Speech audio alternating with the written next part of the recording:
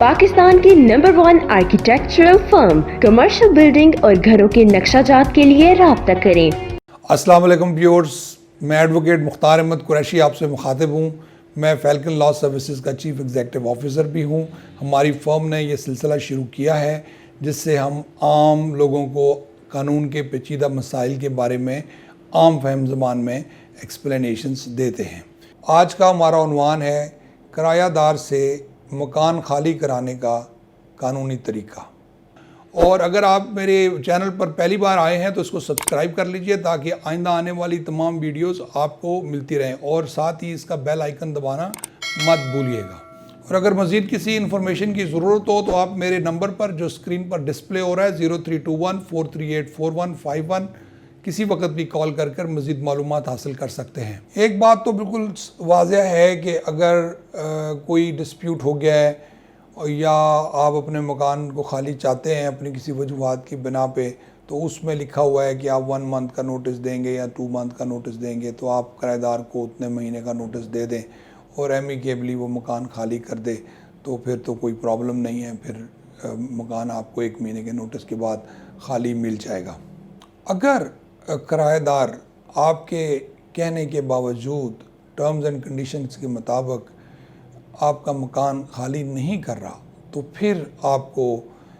अदालत से रजू करना है। जो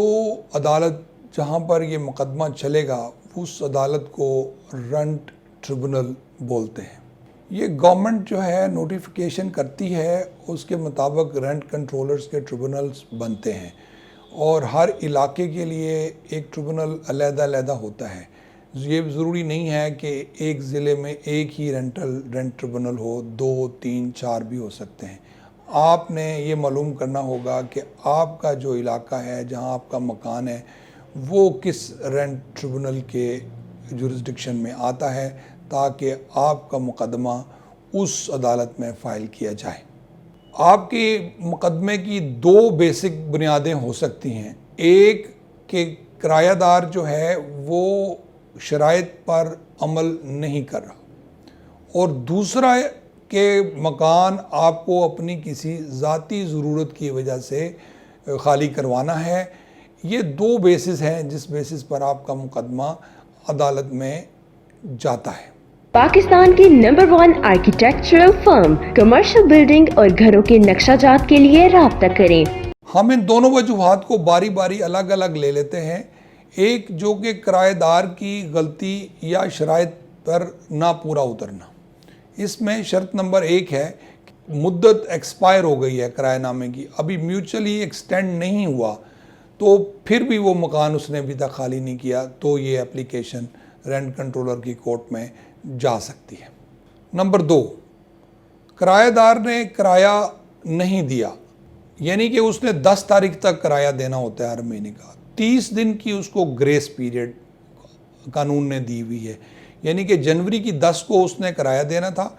फरवरी की 10 तक भी उसने किराया नहीं दिया, तो मालिक मकान जो है वो रेंट कंट्रोलर की अदालत में किराएदार को निकालवाने के लिए मुकदमा दायर कर सकता है। नंबर 3, किराएदार ने इमारत को जिस मकसद के लिए लिया था, अब वो उस मकसद के ख़िलाफ़ उसको इस्तेमाल कर रहा है। जैसे कि उसने घर लिया था रहाइश के लिए, उसमें उसने गोदाम बना लिया है, या उसमें उसने कोई दुकान बना ली है, या उसने कोई कमर्शियल एक्टिविटी शुरू कर दी है, तो भी मालिक जो है रेंट कंट्रोलर की अदालत में जा सकता है। नंबर 4, किरायादार जो है उसने इमारत को कुछ इस तरह इस्तेमाल करना शुरू कर दिया है जिससे कि इमारत की वैल्यू यानी उसकी कीमत कम हो रही है। यानी कि उसने कोई बिल्डिंग को के गिर्द खड्डा मारना शुरू कर दिया है, या कोई ऐसा काम करना शुरू कर दिया है जिससे कि मालिक ये समझता है कि इस काम करने से मेरी इमारत की वैल्यू कम हो रही है, तो वो भी उसके ख़िलाफ़ मुकदमे में जा सकता है। 5वें नंबर पर अगर किराएदार ने कोई ऐसा काम शुरू कर दिया है जैसे न्यूसेंस मोहल्ले में पैदा हो गई है, या हमसाये जो हैं वो तंग आ गए हैं, जैसे कि म्यूज़िक गाना, ऊंची आवाज़ में नाच गाना, छत पे चढ़ के कुछ मस्ती करना, इस किस्म के काम उसने शुरू कर दिए हैं, तो भी मालिक मकान जो है वो किराएदार के ख़िलाफ़ मकान खाली करवाने के लिए अदालत में जा सकता है। 6 नंबर, अगर کرایہ دار جو ہے اس نے کرایہ نامہ سائن کر دیا ہے، سیکیورٹی پے کر دی ہے، کرایہ بھی باقاعدگی سے دے رہا ہے، لیکن 4 مہینے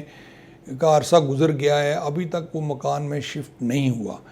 اور اس کی شفٹ نہ ہونے کی وجہ بھی وہ مالک مکان کو سیٹسفیکٹری طریقے سے نہیں دے سکتا، تو مالک مکان کو یہ حق حاصل ہے کہ وہ اس کی ایجیکٹمنٹ کے لیے کورٹ سے رجوع کرے کہ یہ مجھے مکان خالی چاہیے۔ پاکستان کی نمبر 1 آرکیٹیکچرل فرم کمرشل بلڈنگ اور گھروں کے نقشہ جات کے لیے رابطہ کریں۔ اب ہم آ جاتے ہیں دوسری وجہ جس میں کرایہ دار کا کوئی قصور نہیں ہے، لیکن مالک کی کوئی وجوہات سامنے ہیں جس وجہ سے وہ چاہتا ہے کہ میری پراپرٹی خالی مجھے ملنی چاہیے، تو اس کے لیے وہ کوئی ایسی وجوہات دے گا کہ جیسے فرض کرو کہ وہ خود کسی کرائے کے مکان میں رہتا تھا، جہاں پہ وہ مکان اب خالی اس سے کروانے کے لیے نوٹس دے دیا مالک نے، اور اس نے واپس اپنے گھر میں آ کے رہنا ہے، یا اس کا کوئی بیٹا ہے جو ملک سے باہر تھا وہ اب پاکستان واپس آ گیا ہے تو اس کے لیے اس کو گھر کی ضرورت ہے، یا اس کے بیٹے کی اس نے شادی کر دی ہے جس کو اس کو گھر کی ضرورت ہے جہاں پہ وہ اس کو رکھنا چاہتا ہے، یا پھر وہ اس مکان کو گرا کے وہاں پہ کوئی نئی تعمیر کرنا چاہتا ہے، تو بھی وہ عدالت سے رجوع کر سکتا ہے کہ میرا مکان مجھے خالی کروا کے دیا جائے۔ یہ بات یہاں پر یقین رکھی جائے کہ یہ جو مالک کی وجوہات ہیں اس پہ مالک کی نیک نیتی ہونا انتہائی ضروری ہے۔ اگر عدالت سے مالک مکان اپنی وجوہات کی بنا پر مکان خالی کروا لے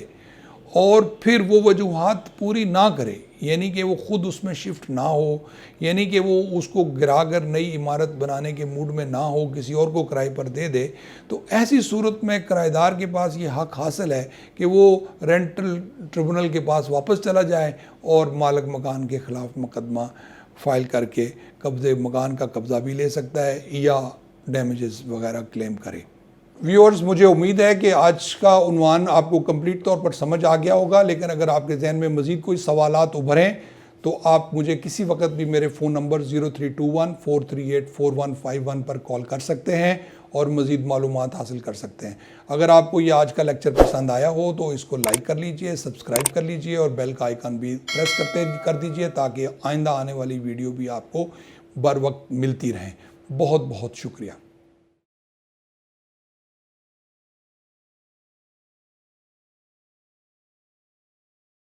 پاکستان کی نمبر 1 آرکیٹیکچرل فرم کمرشل بلڈنگ اور گھروں کے نقشہ جات کے لیے رابطہ کریں۔